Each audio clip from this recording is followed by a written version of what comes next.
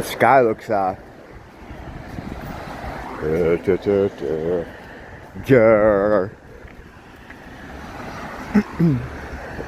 a cool view over here. I always like this here. There goes my mother-in-law and my dad-in-law in Nia. Bye. Come tell me dog. Let's take a walk up here. Anthony Cumia is back on New York radio. What is it? It's an ABC affiliate. Oh, Anthony Cumia, of course, from the Shock from the Opie and Anthony radio team, who in the early 2000s, if you listen to them on XM and later Sirius, some of the best radio ever. They made stars out of people like Bill Burr, Patrice O'Neill, Joe Rogan. They all come from there. All those guys. It's fucking great. Those were the glory days. They since split up. It's been about like 10, 15 years since they split up. Anthony's been doing a radio show, YouTube thing from his home, and then later a studio in New York. And he works a lot with Gavin McInnes. People that would be considered alt-right. And he was persona non grata just about everywhere because of his position on racial problems in America. Mainly just talking about it. You know, they weren't allowed to talk about it in the past decade. I mean, it really started with Obama. He brought the racism thing back. Before Obama, black people were just people. Darius was just Darius. Not Black Darius, as we tend to do now. It reached, and then it kicked off to a whole nother level when the first time Trump came in 2016. As a reaction, is this too windy over here? I might have to stop it. I'll be right back. I'll pick it up around the corner. It's too dark for Steadicam, so I had to turn it off. So I'm gonna try to hold it steady. But yeah, I've gone over it many times about the Obama spell and how that magical ritual kicked off the age of racial strife we're currently enjoying now. It was exacerbated in 2016 when people were activated during the first Trump run, and it's just gotten worse ever since. Although lately, as I talked about here, the Overton window has moved. It's moved quick, and things are changing. Things are changing. People aren't as quiet about things like that anymore because, I mean, in my opinion, it's because there's more exposure. People usually, what I found, who are called racist, which I reject that word anyway. It's a fucking Trotsky word. It means nothing. It's just a way to nip in the bud any dissent that you might have. What leads to what would be considered or called racism is exposure. I've often said, like,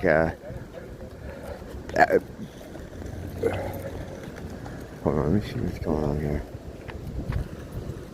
Okay, I thought that truck was going to take a left. You got to watch people with in these cars because they're not watching you. So it makes exposure to people, like the reason people be homophobic is they have a lot of exposure to gays, and they see how they are, or anti-Semitic. It's Jews will make you that way. Racism, blacks will make you that way. It's just found to be. I found that to be the way it is. Or at least one of the factors. But they've been doing this push now for the better part of 10 years. This integration, this mixing, this immigration, and they're putting people in areas where they normally weren't. And people who have never lived around different kinds of people are starting to live around people. And what you're seeing is a reaction to that. It's easy to sit in Dubuque, Iowa, They talk about the terrible racism, and they gotta treat people all the same when you don't have any of those people around that you to live with, so you don't know what they're about at all. Exposure will, will change your fucking stance on that pretty quickly. Well, at least I found that to be the case. And there was a show talking about how America has become really racist. Like, they were joking about it, but they're like, oh, things have become so racist again that Anthony Cumia has a radio show again to put him back in the air. And it's not that the world has become more racist. It's just that people have more exposure to different kinds of people that they didn't have before, and they're seeing for themselves what the deal is.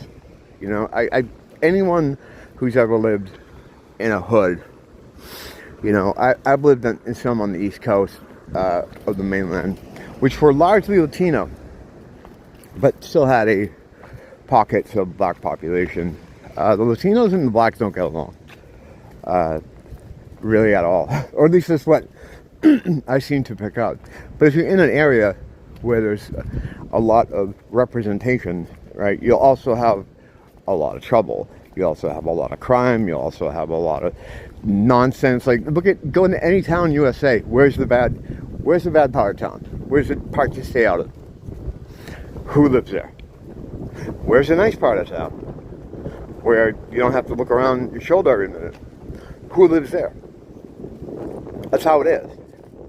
Until the nice part of town starts to get state grants and funding for programs that then bring the bad part of town into the good part of town in little pockets, and then the good part of town then becomes the bad part of town. And that's how it works.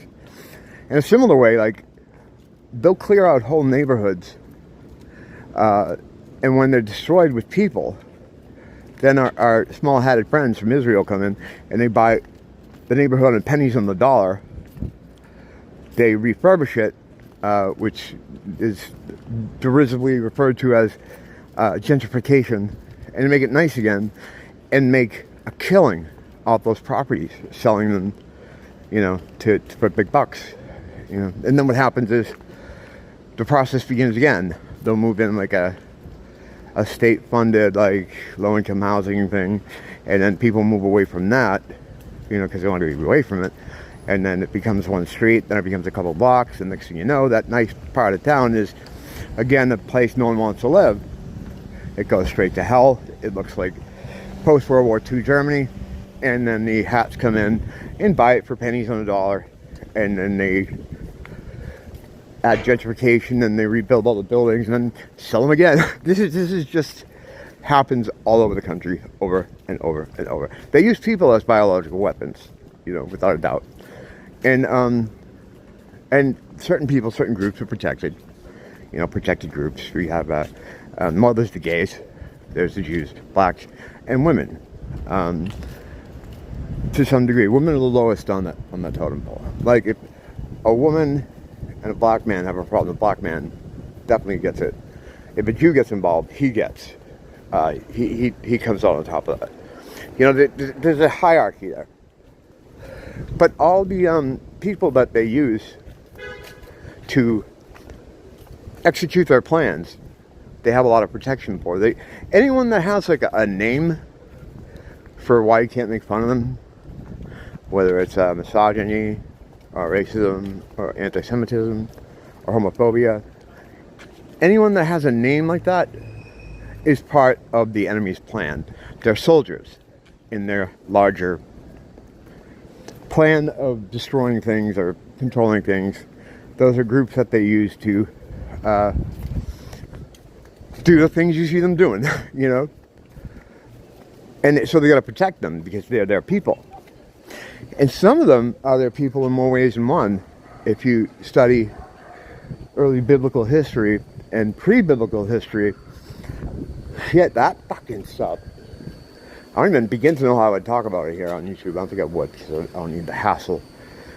But, yeah, there's some weird stuff that makes that tie to the enemy much tighter than I ever imagined it was. It's pretty crazy. The thing that got me digging up that stuff, were these Cornell West type black dudes that every university has a bunch of them, and they hate white people, and they wear bow ties, and they try to use these big long words and they always fucking train wreck. Yeah, all the little makeup words that go together with the hopes that, well, no one knows what this means, I just made it up, and it makes me sound fun. Those kind of guys, there's a lot of them. I'd always see them going on and on about how, you know, white supremacist interpretations of the Bible and the early Bible and pre-Bible, you know, history. You know, that white supremacist interpretations. But I used to be like, what the fuck are they talking about? What are you talking about? And then I started looking into it. And I'm like, oh, holy shit.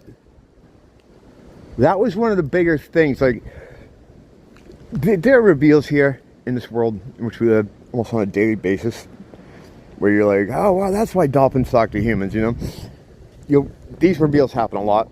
No. The disintegrating veil, scales coming out the eyes, whatever it may be. But every once in a while you get like a big one. Like, holy shit. You know, holy shit, there's 2 moons. You know, it was like one of those. And there are 2 moons, by the way. But I don't know how you talk about it, but it directly ties some of these people, one of these groups, to the enemy, and I can't even talk about it. I don't know how I would. Maybe I could figure out how to do it. But yeah, that was a real holy shit moment.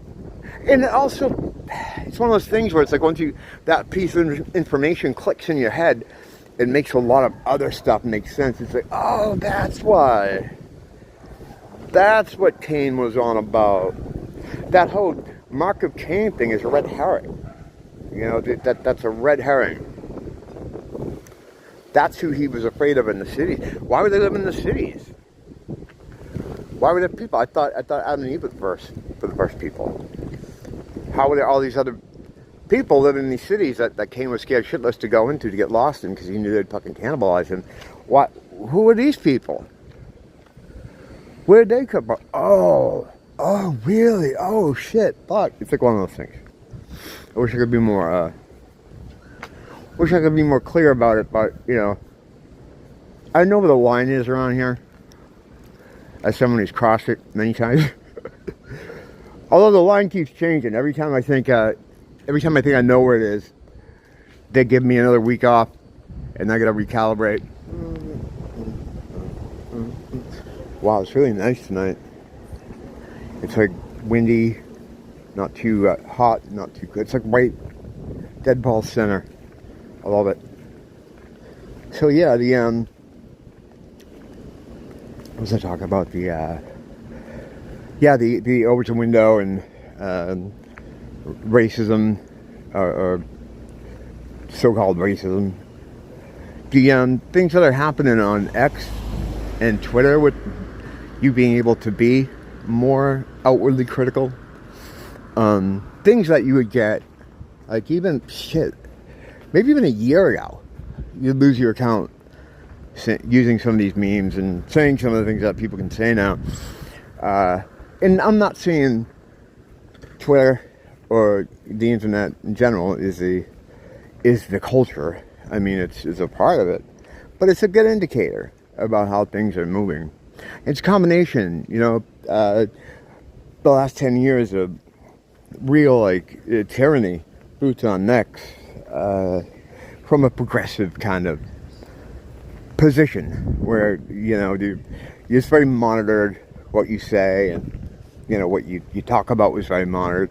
And I think people just kind of, they got sick of that. And this is like a reaction to that.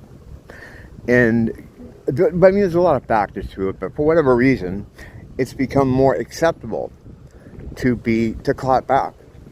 Now, racism and stuff always existed. Usually, past 10 years, it was aimed at white men. I mean, you could say anything you wanted about them, and if someone tried to protest, they'd get gang piled on and then doxxed, and, you know, it was really weird. It was a weird time. There are kids that came up that were raised in that kind of environment, and that's why now, when people clap back online, people like me, they fucking don't know what to do. Because they've never had to deal with it before. I do it in real life too, though. Which is, you know, it's always hit and miss. You're putting your safety in jeopardy, but usually my anger kind of overrates any kind of thought of my well-being.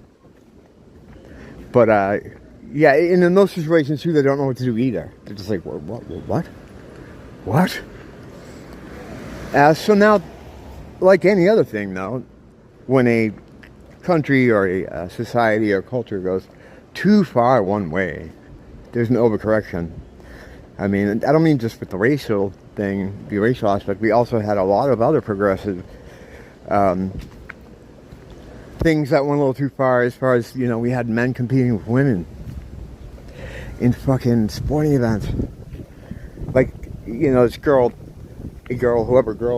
trains her whole life, has her parents driving her to fucking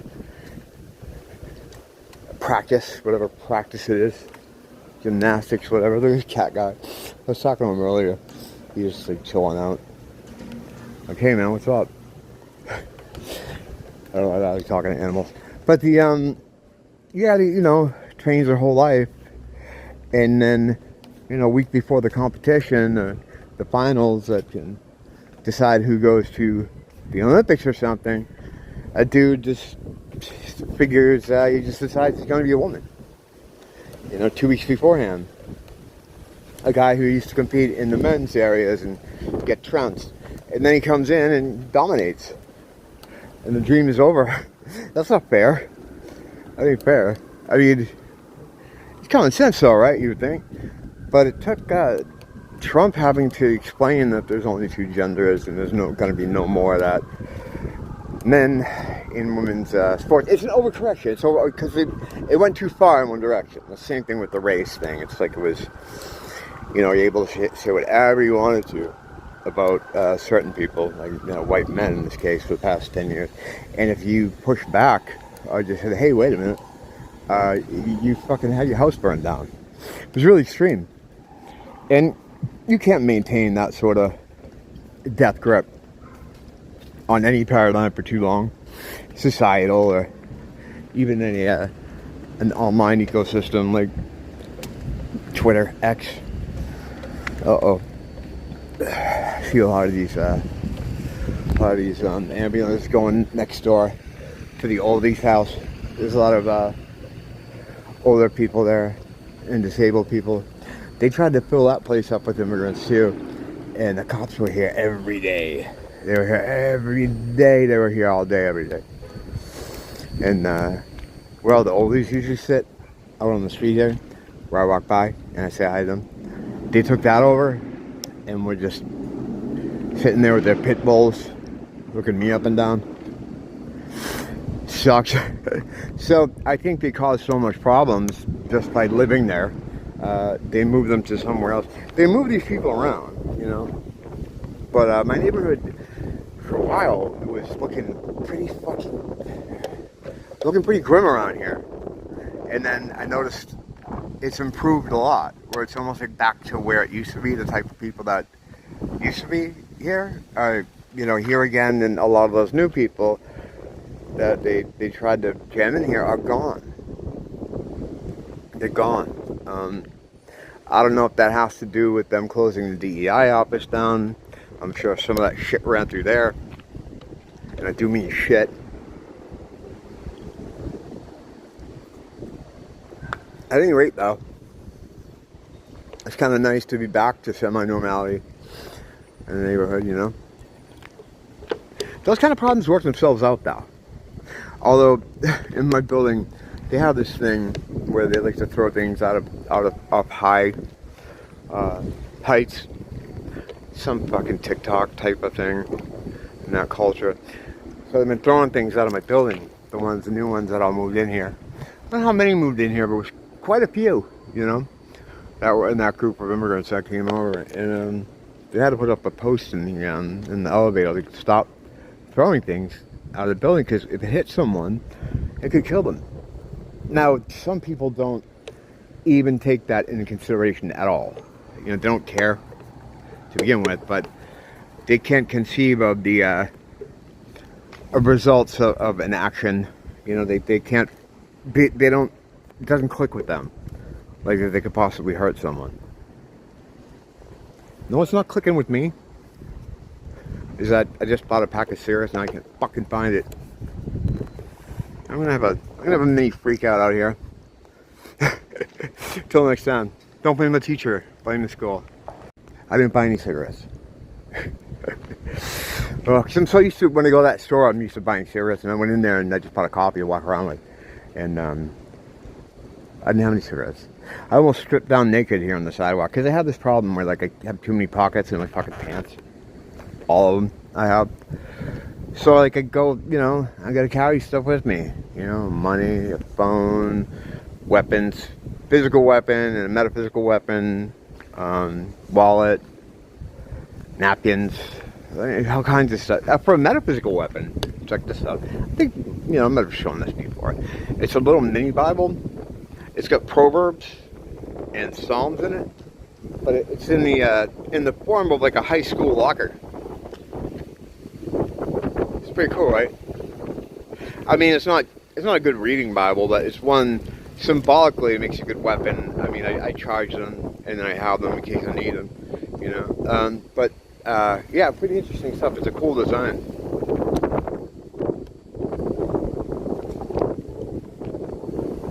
It's fucking getting windy out here now. All right, now I'm gonna go in for real. Thanks for dropping by. Appreciate it. Good seeing you guys.